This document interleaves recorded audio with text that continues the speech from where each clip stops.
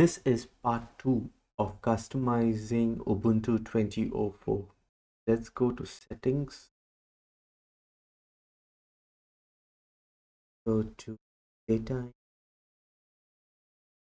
I would like the daytime format to be AM PM. Okay, those.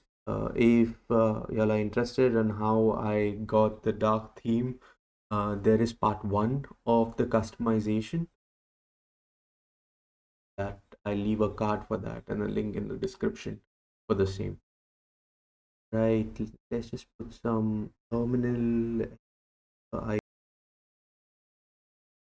terminal favorites, so it gets added to dock, and system also add to favorite,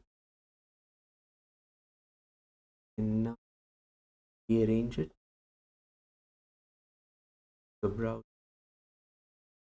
So the advantage of this layout for me that I kept is basically I can press my Windows key and the number starting from 1. So if I keep Windows 1, it's going to the terminal for me.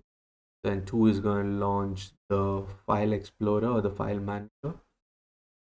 So that's why I kind of order them